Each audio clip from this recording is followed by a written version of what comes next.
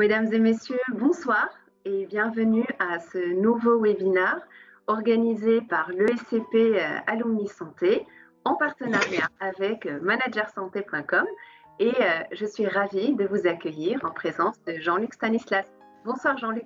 Bonsoir à tous, bonsoir à l'ensemble des participants et merci de votre présence. Vous êtes très nombreux pour ce premier webinaire de l'année 2021. Alors, on profite pour vous souhaiter également une nouvelle et heureuse année, même si le contexte sanitaire est un peu particulier, un peu incertain, mais en tous les cas, pour nous, c'est notre premier webinaire de l'année. Donc, on est très heureux de vous accueillir et puis surtout très heureux aussi d'accueillir nos trois invités d'exception, voilà, qui vont vous être présentés dans quelques minutes. En tout cas, merci à tous d'être présents pour cette nouvelle thématique sur le management pharmaceutique. Exactement. Ce soir, nous allons parler du management pharmaceutique et de sa pertinence pour le milieu hospitalier. Nous sommes ravis d'accueillir ce soir Madame Bénédicte Bourrieux, qui est pharmacienne adjointe au chef du pôle du CHU de Strasbourg et qui a participé à la rédaction de l'ouvrage que nous avons présenté il y a quelques semaines avec le professeur Thierry Nobre. Bonsoir Bénédicte et merci de votre présence ce soir. Bonsoir à tous. Nous avons également la joie d'accueillir Monsieur Rémi Collomb, qui est chef du pôle pharmacie du CHU de Nice. Bonsoir Rémi et merci également de votre présence ce soir. Merci à vous, bonsoir à tous et à toutes.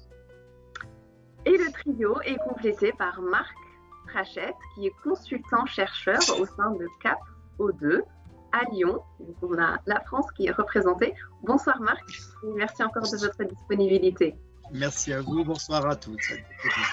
Donc tous les trois, vous faites partie d'un groupe de recherche, d'un think tank plus précisément, et ce soir, vous allez nous exposer vos objectifs, vos sujets de recherche.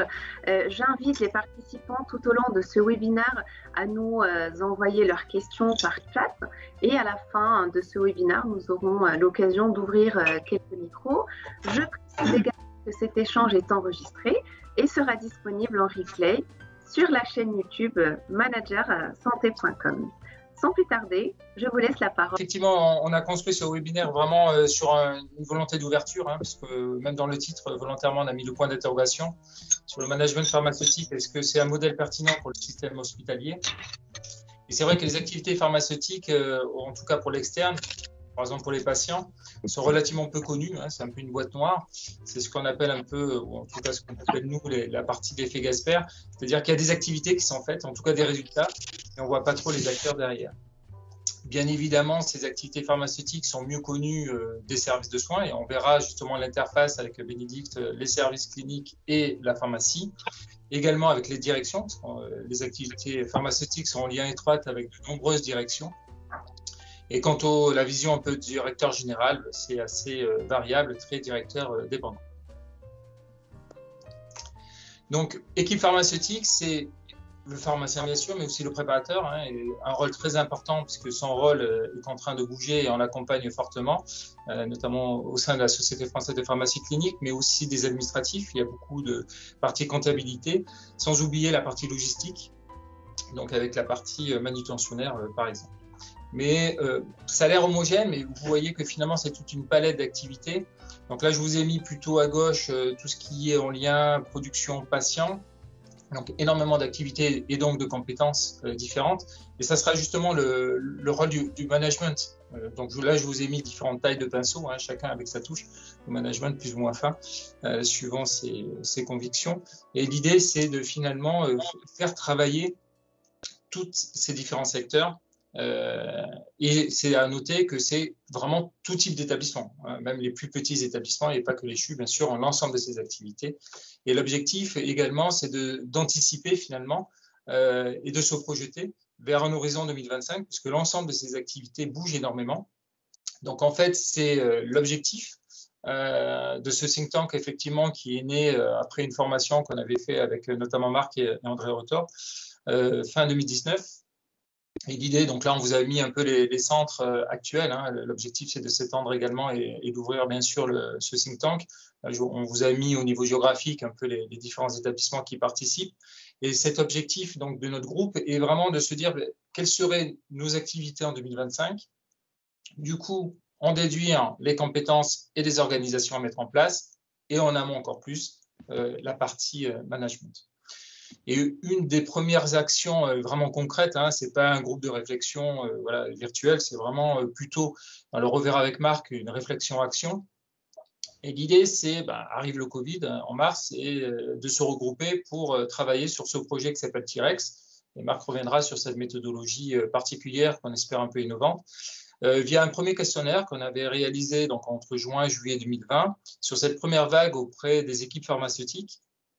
Le questionnaire est assez complet, on ne va pas vous présenter bien sûr en quelques minutes l'ensemble des résultats qui sont très riches, mais on a focalisé, on a choisi ce soir donc, de vous présenter quelques diapositives sur l'impact sur les activités, le ressenti des équipes et les propositions d'amélioration.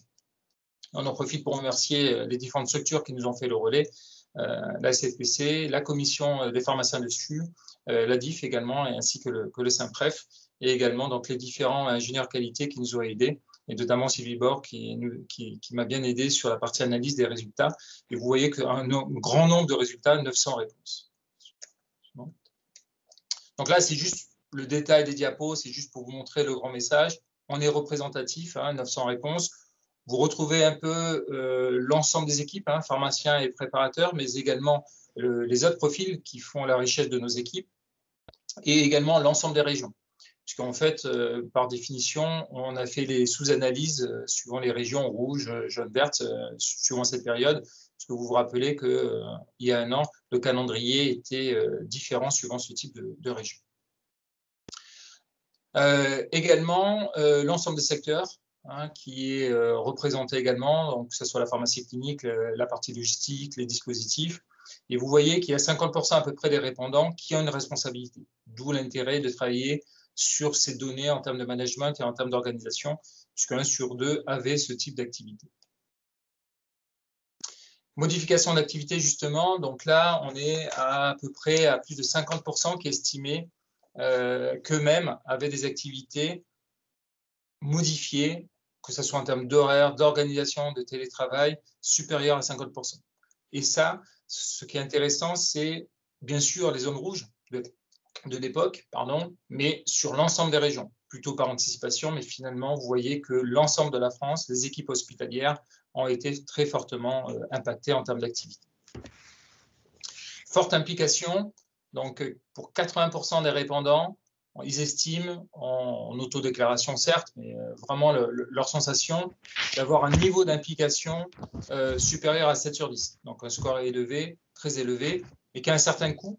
Parce qu'en fait, si on regarde le niveau de stress, 55% un niveau de stress supérieur à 7 sur 10. Donc, les équipes pharmaceutiques, peut-être pas imaginées en première ligne, directement en contact avec les patients, ont eu aussi un contact et un stress important au sein de leurs activités.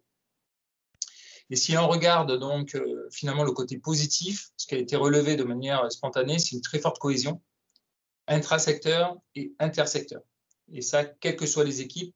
Et c'est vrai que si vous vous rappelez la palette un peu que je vous avais préparée de peinture, là, franchement, tous les secteurs ont fonctionné de manière très étroite ensemble. Et pourtant, en face, une sensation d'une sous-valorisation. Alors, c'est vrai que les médias ont parlé essentiellement des infectiologues, des réa, de certains types de services. Et vous voyez que la valorisation externe, à gauche, c'est la valorisation externe. On va de plus en plus vers une valorisation individuelle qui est un peu améliorée. Un ressenti, finalement, d'une sous-valorisation de leur forte implication et du niveau de stress ressenti. Si on vous a résumé plutôt sur une hache de mots, les difficultés sans surprise, mais c'est plutôt la partie produit. Pénurie, vous vous rappelez, même encore, on a un peu des séquelles là-dessus. Alors, ce qui a marqué les esprits, c'est vraiment la partie stock, alors qu'au contraire, la partie point positif, c'est bien la notion d'équipe. Et point fondamental en termes de management. Donc, vous voyez un peu tous les mots qui sont ressortis. Acteurs, valeurs, équipe, tout secteur, mission, organisation, crise. Et de même, si on regarde finalement les propositions d'amélioration, certes, anticiper la partie pénurie et la partie stock, mais vous voyez tous les mots en jaune, on est bien dans une partie réorganisation, management, et on retrouve, sans surprise, mais déjà un peu plus tôt, les conclusions du Ségur, cycle court de décision, partage. On peut y revenir également avec les différentes questions. Et enfin, pour finir et pour laisser la parole donc à Marc, l'idée finalement, et c'est le titre du webinaire, est-ce que on pense que notre management a bien fonctionné, les équipes ont bien marché ensemble en termes de management dit agile. Est-ce que finalement, on peut en tirer des pistes pour améliorer notre système hospitalier au sens large, donc pas uniquement la pharmacie, mais aussi les services cliniques et nos directions. Et c'est un peu l'objectif de notre discussion. Et je laisse tout de suite la parole à Marc. Merci. Donc, avec le Sang Pharma, on travaille, et ça fait déjà un certain temps, sur le pharmacien manager et sur les outils, méthodes concernant le pharmacien hospitalier. Donc, la question, c'est la place du pharmacien dans la gouvernance, dans le management. Et on part d'un constat qu'on partage tous souvent, qui est que voilà, on est dans un management qui est un management technico-économique, pour faire simple, c'est un management plutôt descendant, avec des filières, et puis parfois un management un peu plus participatif, qualifié de socio-technique, mais qui a ses limites en temps de crise. Donc nous, notre proposition, on travaille depuis un certain temps sur un management un peu plus équilibré, qualifié de socio-économique selon Saval et Zardet, et qui alterne de manière très pratique des phases d'investigation, le REX en est une illustration, de participation, de pilotage, et vraiment d'essayer de régler ces méthodes en les pratiquant. Donc voilà, le postulat pour nous, c'est que le pharmacien, vraiment qui est très transversal au cœur du système de santé, à mi-chemin entre les administratifs, les soignants, les médecins, donc il peut contribuer et proposer finalement une ingénierie managériale, un corpus managérial simple, mais qui soit de plus en plus commun. Et donc, REX-I ou REX-intervention s'inscrit typiquement dans cette approche. Alors, le retour d'expérience, vous connaissez tous, c'est pour ça que d'ailleurs qu'on est parti de là, à analyser les situations, tirer des leçons, conserver, tracer le vécu, ne pas répéter des erreurs, mais avec un constat souvent qui est que les RETEX ou REX, si elles constituent des bases de données qui sont riches, souvent les matériaux ne sont pas forcément tous utilisés, ce qui est un peu dommage. Donc l'idée, c'est vraiment de mobiliser le plus possible ces matériaux et ces méthodes qui sont maintenant bien ancrées dans le milieu sanitaire hospitalier. Donc voilà, en termes on va dire de recherche, la démarche de recherche est de partir de données existantes, de données REX, et de les associer à une démarche transformative. Alors pour rappeler quelques principes de recherche en sciences de gestion, il y a des approches qui sont descriptives, type étude de cas, des approches qui sont plus compréhensives, qui décortiquent les mécanismes à la recherche-action. Et là, on se positionne très clairement dans des approches transformatives. Le but est de transformer les organisations et leur management en investiguant. Donc, c'est la recherche-intervention. Donc, c'est une méthode qui est très interactive.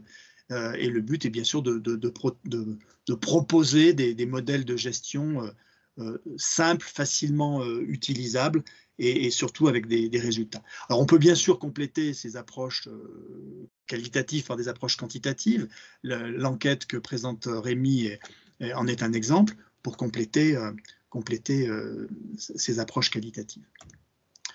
Donc voilà, on est donc bien dans une démarche de recherche-intervention, c'est pour ça qu'on a appelé REX intervention.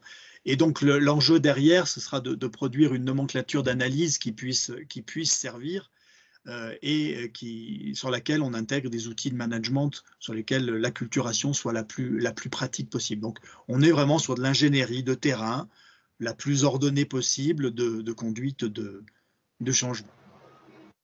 Donc je vais laisser la parole à Bénédicte pour la partie suivante. Voilà. Merci. Alors, la partie suivante, on va revenir sur le terrain et voir comment, dans notre expérience, on a mobilisé les outils de management et puis quel retour d'expérience on a envie de faire partager et aussi pour le capitaliser.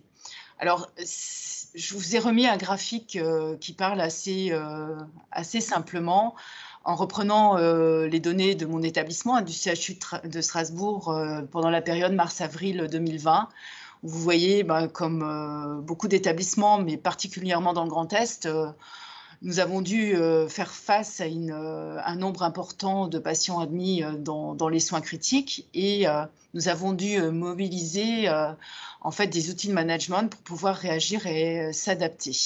S'adapter sur différentes fonctions. Les différentes fonctions pharmaceutiques et j'ai voulu représenter ça de la façon suivante.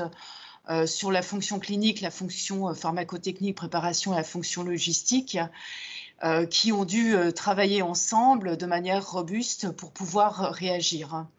Donc l'enjeu, à ce moment-là, c'était de mobiliser les collaborateurs, de mobiliser les outils pour développer pour une agilité et notre intelligence collective pour vraiment faire fonctionner ces trois fonctions.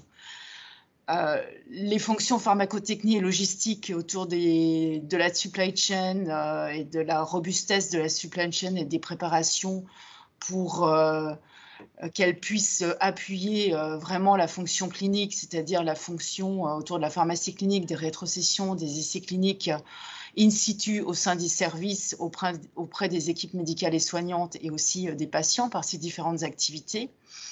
Et je voulais vous présenter quelques éléments, je dirais, relevants pour les faire partager. Donc, qu'avons-nous mobilisé et qu'est-ce qu'on pourra en retirer dans l'avenir pour pouvoir réagir et s'adapter? Voici quelques éléments clés. Quelques points que j'ai appelés névralgiques. Donc, les points névralgiques étaient vraiment de mobiliser nos outils managériaux, de disposer de visibilité, d'avoir des informations fiables pour non seulement réagir à la situation, mais après pouvoir anticiper, s'adapter et durer dans le temps. Alors, différents éléments à partager. Donc, le management des équipes, important puisque, en fait, dans le management des équipes, la formation continue de nos équipes, le fait d'avoir développé chez nos collaborateurs une pluricompétence pour pouvoir en fait mobiliser ces collaborateurs sur différents postes de travail a été assez capital pour pouvoir soutenir les secteurs d'activité de la pharmacie les plus impactés par cette crise. Donc, comme ça, nous avons pu nous adapter rapidement, tant sur le plan de la pharmacie clinique, que nous n'avons pas laissé tomber parce qu'il y avait une gestion des risques à assurer auprès des patients pris en charge et aussi de l'expertise à apporter auprès des équipes médicales et soignantes parce que, comme vous le savez tous, les données scientifiques, les publications ont fait émerger des pratiques de prescription, de prise en charge très rapides et qu'il fallait sécuriser, je dirais, dans un temps très très court. L'adaptation, rétrocession, secteur d'essais cliniques, il fallait renforcer aussi pour répondre à la foultitude et je dirais parfois un peu désordonnée de ces études. Ça a été possible par les techniques managériales, mais aussi avec des outils déjà en place depuis de longues dates au travers de notre démarche qualité, de certains, en fait, une certaine formalisation de nos process et notre façon de faire qui, en fait, démarche qui a vraiment permis d'enclencher rapidement les choses.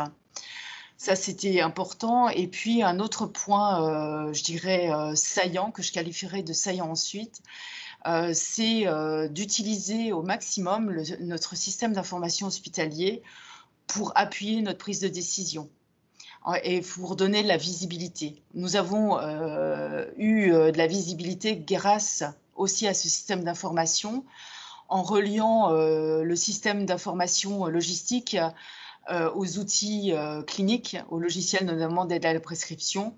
Et ça nous a permis de piloter en H24 en temps réel notre supply chain notamment, mais ça nous a permis aussi, je dirais, de bien communiquer avec nos équipes et nos prescripteurs pour réagir. Donc, en ligne de fond, le contact permanent a été crucial, mais je ne vais pas y revenir, on pourra en rediscuter après. Alors, cette expérience, et en fait, Jean-Luc l'a présenté au début, nous a vraiment encouragé à faire notre REX fonction pharmaceutique, mais qu'on a un petit peu élargi, notamment au travers de la rédaction de chapitres pharmaceutiques dans l'ouvrage coordonné par le professeur Thierry Nobre, qui est aussi dans le management de la santé. Et en fait, ce que je voulais partager avec vous aujourd'hui, c'est cette diapositive un peu je dirais, dense, mais avec des mots-clés importants. En fait, l'organisation des activités pharmaceutiques, nous avons pu les adapter de façon fiable grâce à notre gestion des ressources humaines, grâce à une communication renforcée, nouvellement mise en place dans notre service, notamment une cellule de coordination. Ça, c'est vraiment une structure que nous n'avions pas avant et en fait qui s'est mise en place au travers d'une cellule de crise, mais qu'on a transformée en cellule de coordination interne pharmaceutique. Et c'est vraiment, ça a été les pierres... c'est maintenant une pierre, une fondation pour bien organiser les activités et bien gérer nos collaborateurs. Les points saillants, j'ai envie d'en partager. C'est le système d'information hospitalier qu'il faut absolument connaître, qu'il faut apprivoiser parfois, mais qu'il faut rendre encore plus intelligent qu'il ne l'est. Et ça, il y a beaucoup de richesses qu'on ne connaît pas.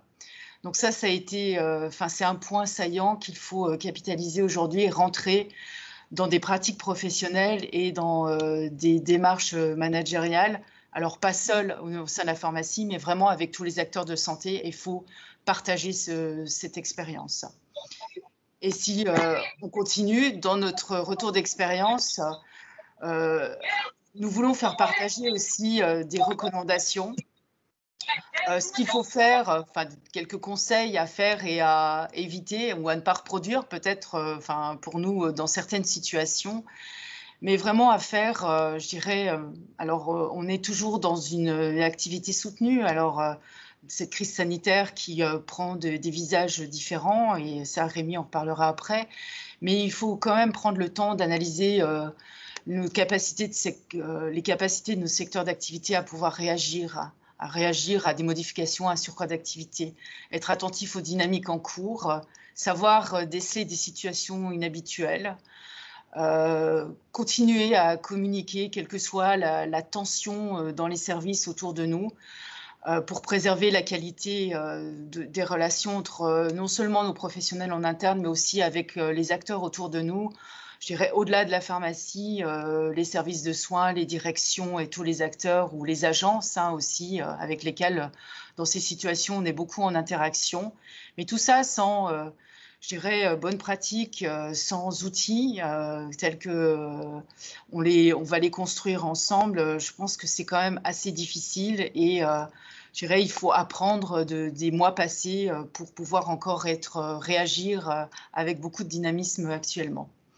Alors, à éviter, quelques conseils, chacun pourra peut-être trouver, je dirais, le conseil qui ira bien avec son organisation ou son expérience, mais il ne faut jamais sous-estimer le stress du personnel ou parce que en fait, on peut être très surpris par les personnes qui nous entourent.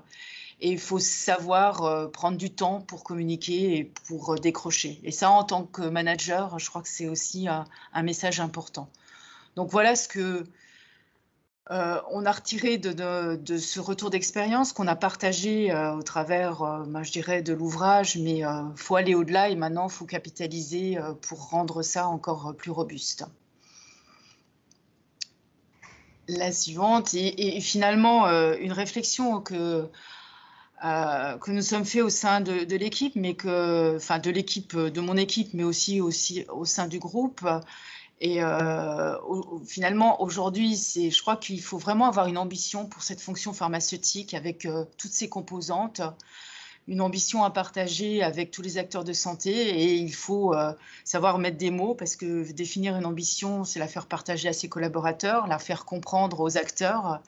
Et je crois que c'est aussi l'enjeu maintenant des travaux que nous conduisons et que nous allons continuer, je dirais, tous ensemble. Voilà ce que je voulais faire partager. Je repasse la parole à Rémi ou Marc. En fait, on est vraiment dans un projet d'intelligence collective. Hein. Donc là, un grand merci bien sûr à l'ensemble du groupe. Donc c'est Think Tank, T-Rex, c'est un groupe un peu consanguin dans le bon sens du terme. Donc un grand merci à toutes ces équipes. Suivante. Et l'idée, c'est maintenant, donc le projet T-Rex est loin d'être terminé, hein, puisqu'en fait, vous avez vu que c'était la première phase Covid. On est en train de réfléchir, alors c'est un tout petit peu trop tôt, parce que je pense qu'on est tous sous l'eau avec les vaccins, donc on attend un tout petit peu, mais on fera exactement un questionnaire également de ressenti et d'analyse surtout, hein, si vous avez bien entendu la partie de Marc. Vraiment, les matériaux pour utiliser l'organisation que nous avons mis en place, quel que soit le type d'établissement avec la vaccination. Et sur la partie think tank, donc l'idée maintenant, c'est une fois qu'on a bien vu un peu les enjeux et la vision, élargir bien sûr le cercle hein, à d'autres collègues, voire aussi des non-pharmaciens, hein, bien sûr, mais aussi élargir finalement notre périmètre de réflexion. Donc on a bien cerné déjà le noyau, là, quand vous avez mis sur la diapo la partie pharmaceutique. On le sait bien tous, au niveau de nos différents managements, on a besoin d'autres compétences, en tout cas de rechercher les séances de l'ingénieur, les facteurs humains organisationnels qui sont majeurs, Bénédicte l'a dit, les séances de gestion, il y en a un expert avec nous, et la partie également sociologie qui est super important également. Donc vous voyez que le projet, mais aussi la thématique plus large du management pharmaceutique est loin d'être fini. Et on vous propose maintenant de discuter tous ensemble justement pour pouvoir échanger. Nous avons reçu déjà lors des inscriptions quelques questions. Crise était un levier pour accélérer dans les établissements de santé un nouveau management, la médicalisation, entendre implication des médecins, des pharmaciens et des soignants dans l'organisation, ou juste un constat sur des dysfonctionnements. C'est comment vous avez vécu les choses, comment vous les voyez? Non, je pense que c'est au-delà d'un levier, c'est une vraie opportunité. Et je pense qu'on l'a bien vu quand on a fait des mini-REX intra-établissement ou à l'échelle de la région ou à l'échelle du GHT. C'est vraiment ce qui est ressorti en premier. Donc, c'est toujours pareil, il faut toujours positiver. Donc, profiter des contraintes, que ce soit réglementaire ou aussi crise. Finalement, tout le monde était content que ça marche. Et je pense que c'est une vraie opportunité de poursuivre dans cette voie, en tout cas. La question soulève l'aspect des dysfonctionnements. Et effectivement, c'est un point qui est important. C'est-à-dire que souvent, en management, on va vers les solutions. En tant que décideur, que manager, c'est important. Mais finalement, si on veut bouger profondément les pratiques et les lignes managériales, il faut aller creuser, de notre point de vue, très profondément les dysfonctionnements. Donc le REX intervention est intéressant parce qu'il y a beaucoup de matériaux dedans. Mais vraiment, si on veut construire des outils, méthodes, un corpus managérial qui soit simple et efficace, on peut difficilement s'exonérer, de notre point de vue, d'une démarche finalement clinique, de repartir des pathologies organisationnelles. Et ça, c'est un point sur lequel on insiste beaucoup. Moi, en complément, je pense que oui, c'est une opportunité, et l'opportunité justement de travailler ce corpus managérial avec les acteurs, tous les acteurs dans un établissement et de poursuivre, parce que je ne veux pas dire que c'est cloisonné, mais de poursuivre ce décloisonnement. Et ça, la crise a facilité plein de choses parce que on a beaucoup parlé des circuits courts de décision. Enfin, on n'a pas utilisé ces mots-clés. Alors, on parle beaucoup de circuits courts, mais des circuits courts des décisions. Je pense tout ne peut pas être géré comme ça au quotidien, mais il faut quand même creuser pour en retenir des éléments clés pour savoir les déclencher en pluripro. Et ça, on doit avoir quelques outils pour savoir bien actionner ce levier. Oui, si je peux me permettre de rebondir, on voit bien dans la présentation de Bénédicte sur ces dernières diapositives, sur les dispositifs de coordination voilà, qui doivent être très finement précisés. C'est de là que ça part, en fait, hein, de bons dispositifs bien pensés pour chaque organisation, finalement. Alors, bien sûr qu'il y a plusieurs questions. Merci beaucoup, en tout cas, pour les éléments de réponse, votre présentation générale et spécifique pour chacun d'entre vous. Alors, évidemment, Nada, tu avais déjà d'autres questions qui ont été posées, mais comme il y a parmi les participants qui sont présents ce soir, donc de très, très nombreux pharmaciens, donc beaucoup de médecins, beaucoup de professionnels de santé, des directeurs d'établissements, et puis des consultants, et puis probablement des acteurs de différents écosystèmes publics ou privés. Alors, moi, j'avais une question un petit peu transversale par rapport à votre exposé. Est-ce que le fait que votre positionnement, notamment du point de vue de l'entité pharmacique, est plutôt transversal, est-ce que ça a été finalement est-ce que c'était un facilitateur finalement pour permettre de pouvoir appréhender finalement les atouts et les zones de vulnérabilité dans une organisation complexe à l'hôpital, notamment dans le contexte du Covid? Est-ce que ça a été un vecteur facilitant? Alors, la question s'adresse aux trois acteurs, évidemment, qui sont présents, mais parce que c'est quand même une place tout à fait singulière, notamment en matière d'organisation. Alors, peut-être Bénédicte, vous êtes sur le terrain, Voilà, quel est votre regard? Est-ce que ça a été, moi, mon regard, est-ce que c'est facilitant ou bloquant? Dites-moi, par rapport à la restitution que vous avez pu en faire. Moi, clairement, clairement facilitant, enfin, sans hésiter, puisque la position transversale de la fonction pharmaceutique permet d'avoir, je dirais, un regard et des réflexes sur toutes les différentes composantes d'un établissement, c'est-à-dire la composante, enfin, on regarde du côté de soins, du côté des soignants, du côté des autres équipes comme les nôtres, comme les équipes, par exemple, opérationnelles d'hygiène, des directions pour activer les ressources humaines. Et je dirais, à un moment, on a la vision, je dirais, en 360 pour pouvoir relier les acteurs, enfin, nous relier avec les acteurs, mais relier les acteurs entre eux sur des thématiques, par exemple, d'approvisionnement de médicaments. Enfin, je vais citer un exemple très clair, mais pour pouvoir être réactif et en circuit la cour, enfin, très clairement. Donc, c'est la connaissance transversale qui est vraiment favorisante dans ces situations de crise, très clairement. Enfin, moi, c'est sans hésiter. Parfait. Je vais laisser compléter. Oui, tout à fait. Et Rémi, de la place que vous occupez en tant que chef de pôle, est-ce que ça a été, d'un point de vue peut-être stratégique, est-ce que ça a été un accélérateur ou plutôt est-ce que vous avez finalement mis en évidence peut-être certains obstacles sur le plan du pilotage dans ce contexte de crise, voilà, de la place que vous occupez, puisque du coup, parce que comme nous avons beaucoup de chefs de pôle qui sont présents ce soir, donc je profite pour avoir votre regard. Voilà. Je pense qu'effectivement, c'est à la fois une vision transversale qu'on avait, mais aussi un état d'esprit. Je pense que le pharmacien est très pratico-pratique, mais aussi ordonné. Voilà, donc, et en termes effectivement de côté stratégique, je pense que, bon, je ne dis pas qu'on a gagné des points en termes de visibilité, mais en tout cas, on a réussi à, je pense, quels que soient les types d'établissements, on a réussi à fournir les services attendus, vraiment le côté adéquation. On a des super équipes qui se sont mobilisées. Donc, un peu comme l'informatisation des prescriptions nous a aidé ensuite à déclencher la pharmacie clinique, puisqu'en fait, les médecins, quand on les a accompagnés sur l'informatisation, on a mis le pied dans le service. Donc, du coup, ils nous connaissaient, on a travaillé sur les protocoles, ensuite sur les patients. Donc, c'était une porte d'entrée vers la pharmacie clinique, indirecte, certes, mais quand même importante. Et là, effectivement, maintenant, c'est beaucoup plus naturel. Dès il le faisait déjà, mais de manière maintenant plus formalisée. Voilà, ils savent qu'on peut répondre. Donc, effectivement, je pense qu'au niveau stratégique, que ce soit vers les services de soins, comme l'a dit Bénédicte, ou les directions, c'est un peu ce qu'on disait autrement, hein, que le pharmacien est un peu polyglotte, il arrive à comprendre un peu et à faire transposer les différents langages. Je pense qu'on a un rôle à jouer et on le voit encore avec la vaccination. On est capable de faire des belles choses et je pense que c'est effectivement important.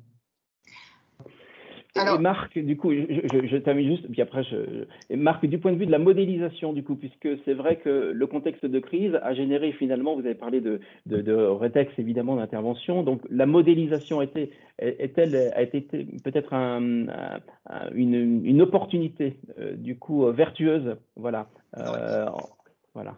Il est difficile de modéliser en temps de crise, hein, mais ça fait une dizaine d'années maintenant qu'avec le Sank Pharma et certains membres, on travaille sur ces sujets. Les premiers projets de recherche, intervention avec certains membres du Sank, André Riotor notamment, c'était comment coopérer avec les services cliniques. Les premières observations étaient autour du circuit du médicament. Et c'était le pharmacien qui prenait l'initiative d'aller coopérer avec les services cliniques et avec certains services administratifs, logistiques. Et les premiers diagnostics, je parlais de diagnostic tout à l'heure, c'était aussi d'avoir la vision des directions et de différents services de soins sur le fonctionnement du circuit du médicament, piloté par l'équipe pharmaceutique. Donc ça avait démarré comme ça, et c'est un peu cet esprit que le Sank Pharma souhaite développer, très coopératif, très intégratif, avec des outils qui puissent être facilement déployés chez les collègues d'autres services. Voilà. Merci beaucoup pour vos réponses extrêmement explicites, très claires. Nada, je te laisse reprendre la main. Oui, j'aurais une interrogation concernant les pharmaciens officinaux. Est-ce qu'il y a eu des interactions déjà durant la crise? Est-ce que ça continue? Et comment se sont-elles faites? Alors, pendant la crise Covid, effectivement, les principaux liens avec les pharmaciens officinaux, c'était essentiellement sur la rétrocession. Parce qu'en fait, on essayait de limiter au maximum la venue en fait, des patients au niveau de l'hôpital, d'une part par rapport à la crise. C'était aussi une opportunité en termes de prise en charge, hein, suivant les centres, les patients faisaient quand même pas mal de kilomètres. Donc là, il y a tout un système qui s'est fait au niveau national via soit les grossistes, soit directement les pharmaciens officinaux. Donc du coup, ça créait pas mal de liens. Et on a fait quelques enquêtes de satisfaction petites hein, à notre échelle, mais c'est vrai que l'indice de satisfaction, ça a recréé des liens. On l'avait déjà via la conciliation médicamenteuse, hein, d'entrée ou de sortie. Mais dans le cadre Covid, au niveau des rétrocessions, il y a eu de forts liens là-dessus, qu'on essaye de continuer via des télésoins, donc la partie un peu e-santé. Mais voilà. Donc les liens créés continuent de manière aussi un peu différente, mais effectivement, on a été tout à fait collaboratif avec nos collègues. De manière parallèle, moi j'interviens actuellement auprès d'officinaux, mais pas sur le lien ville-hôpital, effectivement pour que méthodologiquement, sur la manière de diagnostiquer une organisation, la manière de mettre en place des outils, il puisse y avoir des ponts, et on en a discuté récemment, notamment avec Rémi, d'essayer de mettre en place un projet comme ça, qui méthodologiquement permettrait de travailler entre la ville et l'hôpital. Mais c'est encore un petit peu tôt, mais on commence à y réfléchir sous l'angle managérial, là je parle, bien sûr.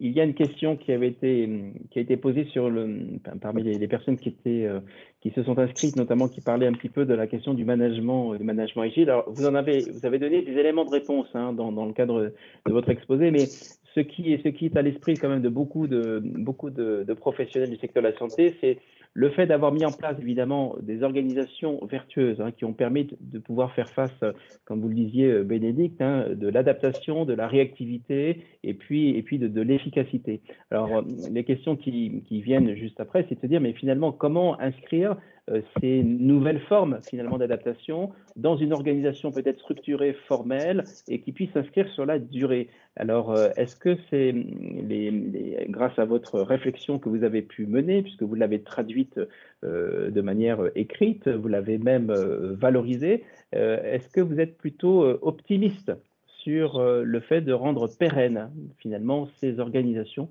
que vous avez pu mettre en place? L'idée, c'est voilà, comment activer finalement ces différents leviers pour que ça puisse s'inscrire sur la durée? Très clairement,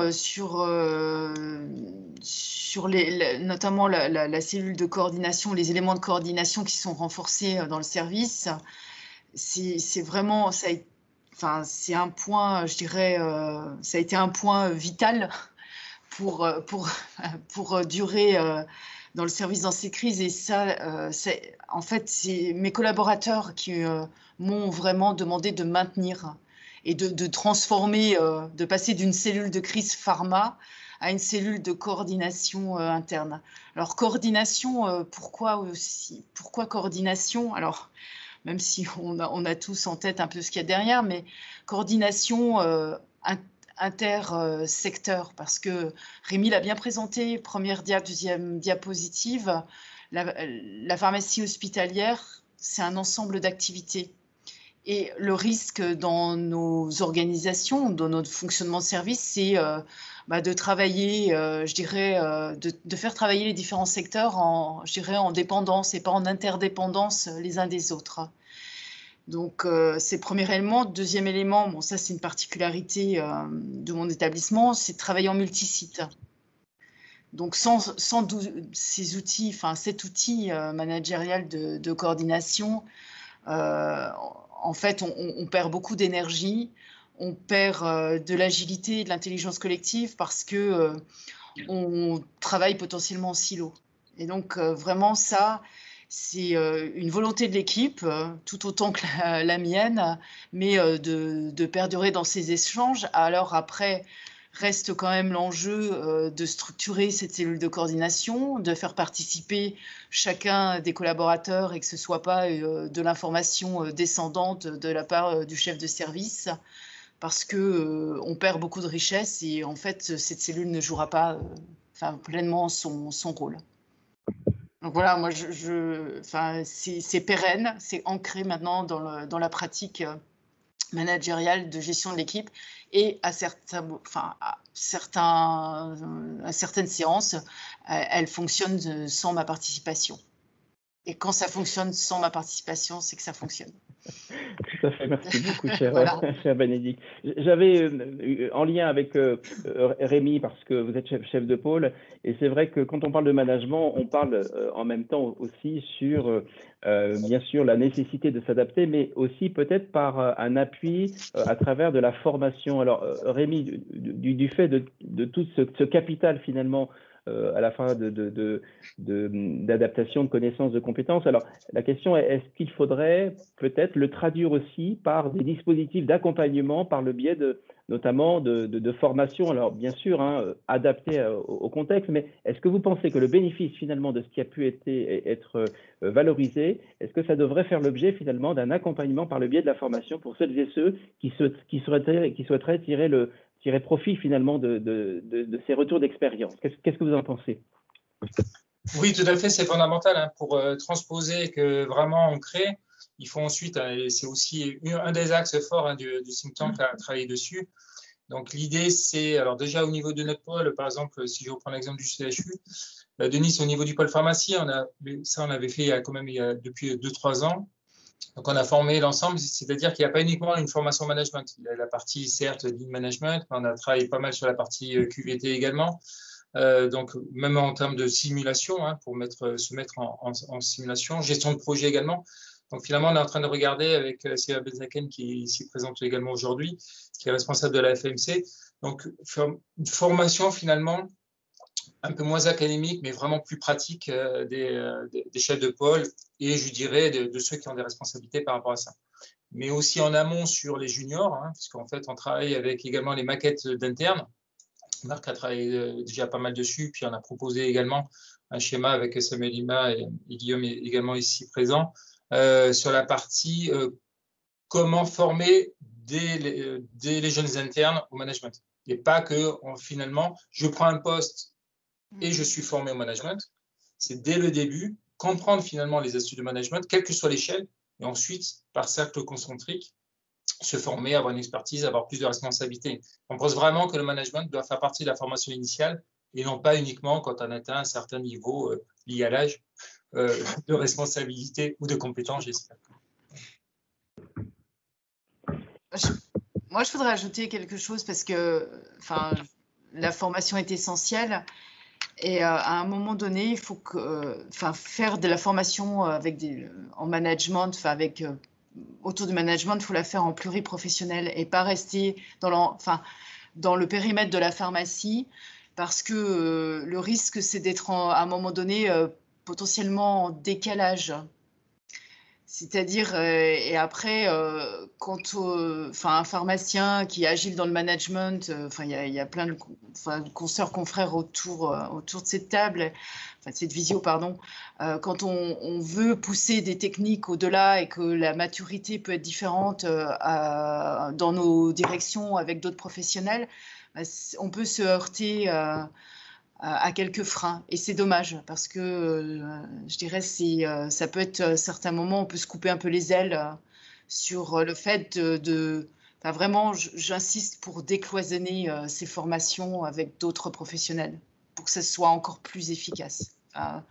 J'évoque ce point parce que pour avoir une démarche qualité ancienne, qui est vraiment dans le périmètre de la pharmacie, eh bien, on a un décalage avec ce qui se passe autour de nous. Et je pense que c'est pas bon à un certain moment en termes de compréhension et de regard des acteurs qui nous entourent. Et justement, Bénédicte, j'avais une question dans ce sens. C'est comment, dans la continuité de ce décloisonnement et de ce désilotage, comment le management pharmaceutique pourrait-il avoir un leadership au sein des établissements hospitaliers et être vraiment partie prenante et intégrée dans le pilotage des établissements de santé?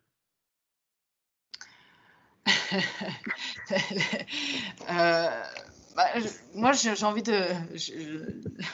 de reprendre ce qu'a dit Rémi tout à l'heure dans ses propos, en disant que, oui, nous sommes d'accord qu'être dans une position transversale, c'était vraiment une opportunité pour gérer cette crise et d'avoir cette vision transversale et cette vision de savoir parfois de porter des actions, d'anticiper et je dirais peut-être de tirer à certains moments certains professionnels vers nous pour les accrocher dans cette dynamique. Voilà, c'est ce que Rémi exprimait, mais j'ai envie de le reprendre parce que c'est ce partage qu'il faut vraiment sortir de la pharmacie, des murs de la pharmacie. Et comme les pharmaciens, les équipes pharmaceutiques sont quand même au contact des directions, des professionnels médicaux soignants, voilà, je pense qu'aujourd'hui, il y a quand même pas mal d'éléments en place pour pouvoir le faire ou davantage le faire. Parce que peut-être qu'implicitement on le fait, mais on ne sait pas l'évoquer de cette façon. Je ne sais pas, c'est une réflexion. Peut-être que Marc pourra réagir. Je me permets, oui, parce que c'est un sujet passionnant. Pour être très concret, les projets d'intervention, de recherche-intervention menés, moi, vu de l'extérieur, ils fonctionnent bien. Alors, c'est vrai que souvent, moi, je pars des pharmacies parce que c'est un tropisme fort que j'ai, mais ils marchent bien quand il y a une ou deux directions associées, un ou deux pôles médicaux associés qui sont dans le projet. Ça doit partir d'un projet, ça doit partir de pratiques communes. D'où cette idée de corpus managérial auquel simple, auquel on réfléchit. Le but n'est pas de s'approprier le management, c'est de diffuser, de pratiquer avec les autres, sinon ça ne marchera pas, c'est clair. Et justement, en parlant des autres, ces autres, il y en a plusieurs. On a une question de Audrey Fine et que je compléterai parce que je pensais exactement à la même chose. Qu'est-ce que vous attendez des fournisseurs, des industriels comme soutien? Comment peuvent-ils vous accompagner? Et j'irai plus loin, les pouvoirs publics, comment pourront-ils vous soutenir dans cette démarche et quelles seraient vos attentes? Je me permets de rebondir à nouveau. Aujourd'hui, on n'a plus le luxe de se priver de compétences et d'acteurs. C'est un point de vue personnel, hein. Je n'engage pas le centre là-dessus. Mais...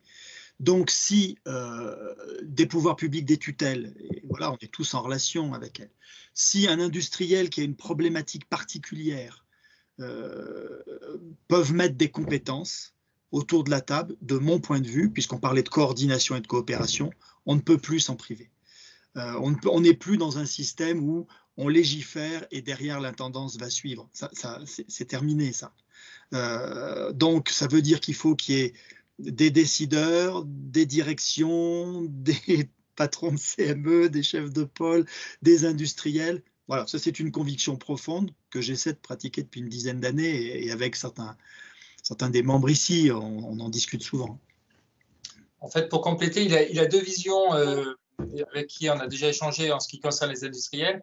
Le premier, c'est juste échanger sur nos REX, comment nous, au niveau de l'hôpital, on a réagi pendant la crise et eux, comment ils ont réagi.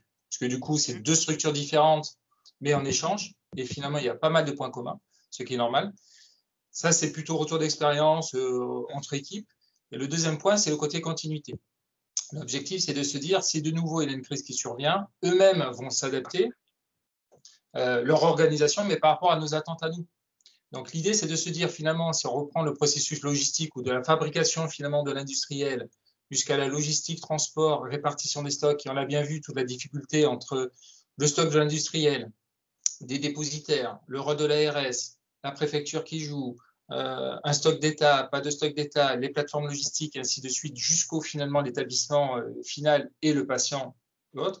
Je pense qu'on a tout à jouer. Si on reprend la toute première diapo Horizon 2025, comment eux voient leur méthode, que ce soit de production, de services, d'accompagnement, d'activités d'industriels pharmaceutiques, nous également, et finalement le dire, est-ce que finalement, là aussi, il peut y avoir synergie de vision et d'échange. Donc voilà, il y a deux niveaux. Il y a le côté un peu rétrospectif, mais surtout, soit par processus, soit par vision d'activité, comment en 2025, les industriels et les pharmaciens hospitaliers au sens large peuvent travailler ensemble de manière plus intelligente. C'est les deux visions.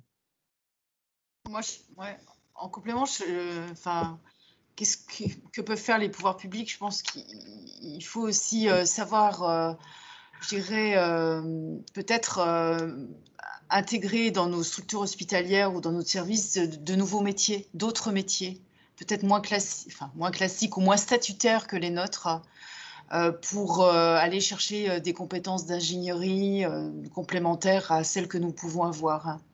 Je pense que ça, vraiment, l'hôpital doit évoluer sur ce périmètre de dépasser les statuts pour aller chercher les compétences et les nouveaux métiers et être novateur dans cette approche.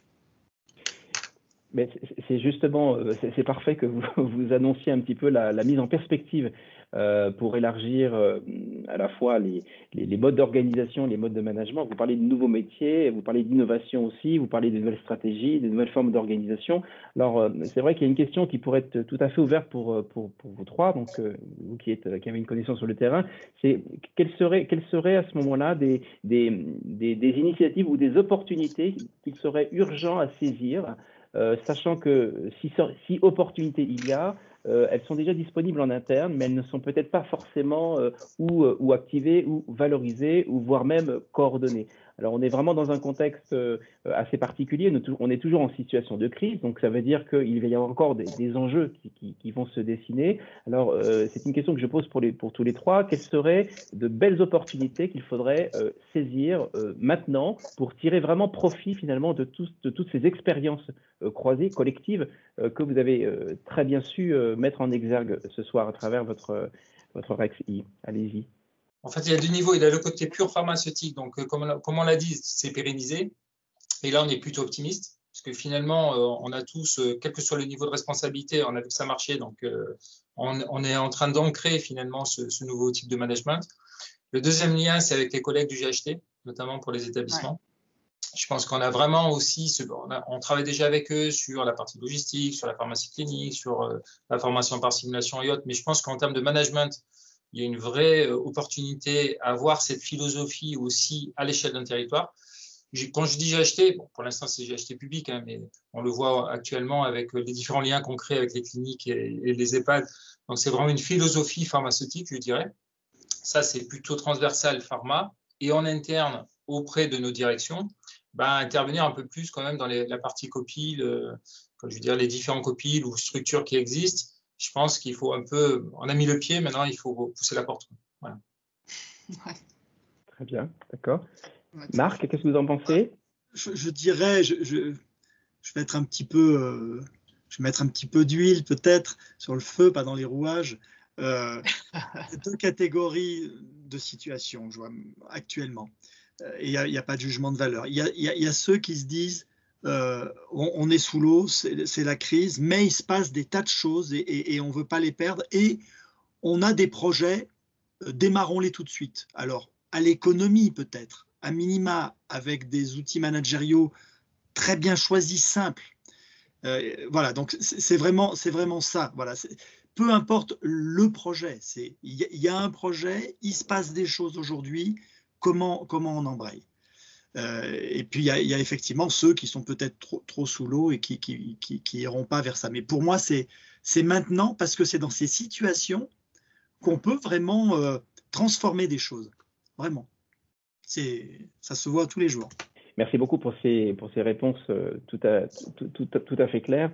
Alors, on ne pourra pas faire l'économie un petit peu de ce qui se passe actuellement, évidemment, dans le contexte, je dirais, vaccinal. Hein. Il ne s'agit pas d'aborder forcément ce sujet, mais en même temps, on sait très bien que ça peut être symptomatique aussi de l'état de santé, quelque part, de nos établissements de santé, et notamment sur sa dimension un petit peu logistique et organisationnelle. Donc Rémi, vous en avez parlé un tout petit peu tout à l'heure, hein, en disant que c'est important effectivement d'avoir un maillage territorial pour que les acteurs jouent leur rôle et leur partition.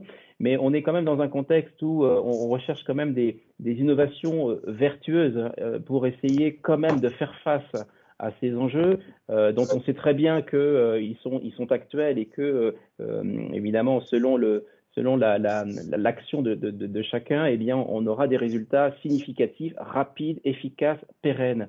Alors, peut-on aller plus loin? Et si vous aviez quelques suggestions ou préconisations à adresser auprès des décideurs, mais qui sont au-delà du périmètre des institutions, ce serait quoi? Nous, en fait, tout l'enjeu, parce que tout le monde est freiné, entre guillemets, par les ressources humaines disponibles et autres, hein, c'est clair, c'est le côté efficacité. Mais je dirais l'efficacité dans le bon sens du terme. Alors, j'aime bien une photo, là, je peux pas la mettre. Grosso modo, c'est un char avec 4 roues carrées, donc, qui avance pas trop vite, et avec quelqu'un qui arrive avec la roue ronde et qui dit « je peux vous aider ». Non, on n'a pas le temps. Donc, je pense qu'il y a un moment, il faut prendre le temps, observer, et c'est l'intérêt d'un REX-I, c'est-à-dire le REX, mais avec une intervention et une vraie évaluation derrière. C'est l'objectif de ce think tank. Et l'idée, c'est vraiment de tester, de montrer, de diffuser, et comme ça, d'avoir le plus rapidement ces roues rondes. Mais tant qu'on ne se pose pas la question en se disant « non, c'est moi qui ai inventé la roue et autres », je pense qu'il faut se poser, réfléchir, mais ça ne veut pas dire réfléchir longtemps, hein. Au contraire, c'est un peu le principe des cycles courts de décision, de gestion de projet agile, entre guillemets. Donc, l'idée, c'est vraiment d'agir là-dessus, montrer, valoriser. Les équipes sont prêtes, pharmaciens, préparateurs et autres. Et je pense qu'il faut vraiment mener à bien ce type d'état d'esprit court, mais efficace, à mon avis. Alors, Nadège Beaugrand, qui participe à ce webinaire, elle dit « Il est certain que cette période met en évidence l'agilité de nos fonctions pharmaceutiques et la capacité à déployer les organisations qui étaient de l'ordre de projets initialement, comme la vaccination et la territorialité. » Donc, on voit bien quand même que les attentes sont extrêmement fortes et qu'il faut faire confiance probablement auprès des acteurs qui sont sur le terrain et qui savent exactement ce qu'il faut faire, comment il faut le faire, et comme vous le dites Rémi aussi, asseoir une certaine efficacité. Ceci étant, il y a encore des enjeux majeurs aujourd'hui dans nos établissements de santé, publics et privés d'ailleurs. Hein. On est vraiment sur un maillage plutôt territorial. Est-ce que les innovations technologiques, parce qu'on parle quand même du management, mais est-ce que les innovations technologiques aujourd'hui qui se développent quand même à une vitesse assez importante quand même dans le contexte du Covid, est-ce que ça peut être aussi un levier complémentaire finalement pour augmenter notre célérité collective? Là, je laisse répondre Bénédicte, qui est dans différents groupes de travail nationaux. Oui, enfin très clairement, les outils, les systèmes d'information et les outils, je vais être modeste, de l'intelligence artificielle, peuvent appuyer et sécuriser certaines de nos fonctions et rendre agiles nos fonctions pour aider à la prise de décision et éviter de perdre de l'énergie inutilement. Et ça, moi, il y a les outils managériaux, mais l'autre priorité, c'est d'être outillé informatiquement pour gagner en sécurité, en visibilité et en réactivité. Enfin, et j'ai évoqué tout à l'heure la fonction logistique, le fait de relier la fonction logistique à la fonction clinique. Enfin, c'est vraiment, pour moi, une illustration qui permettra d'être, dans la situation qu'on a connue, ou les situations de tension, qui permettent d'être vraiment réactif et de sécuriser les prises en charge de patients, parce que l'objectif, il est bien là. Et cela pourrait être le sujet d'un prochain webinaire. Bénédicte, effectivement, la logistique est vraiment un élément essentiel et on n'en parle pas suffisamment. Je vous remercie énormément de vos interventions, de cette présentation extrêmement riche. Nous arrivons à la fin de notre webinaire. Merci à tous les participants, aux nombreux participants qui ont assisté à cet échange ce soir. Un mot de conclusion chacun, si vous deviez nous donner un mot pour conclure. Je dirais poursuivre la dynamique, 2 mots. D'accord, poursuivre la dynamique, c'est très important. 2 mots clés. Parfait. Rémi? Moi, je vais faire en 2 mots. Alors, du coup, optimiste et innovant. Parfait. Wow, forcément organisationnel, mais diagnostic et projet. Ne jamais faire l'un sans l'autre. C'est vrai. Tout à fait. Juste.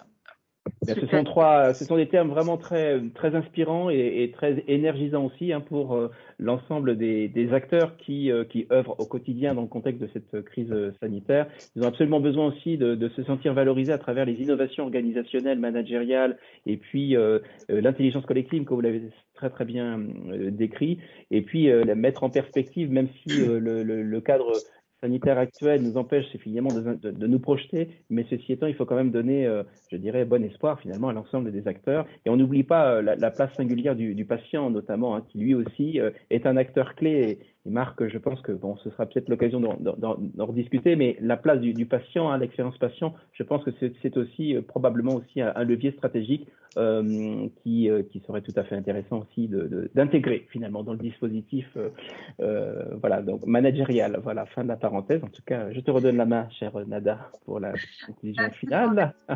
Merci beaucoup, cher Jean-Luc. Merci encore à tous. Je vous souhaite une très très bonne soirée. Portez-vous bien et on vous donne rendez-vous le mardi prochain avec un invité qui sera le directeur des services de santé des armées, donc le général Jean-Claude Régal-Sastourne, qu'on aura le plaisir d'accueillir avec Jean-Luc. D'ici là, portez-vous bien et à très bientôt. Au revoir. Merci à tous. À très bientôt. Merci. Au revoir. Merci.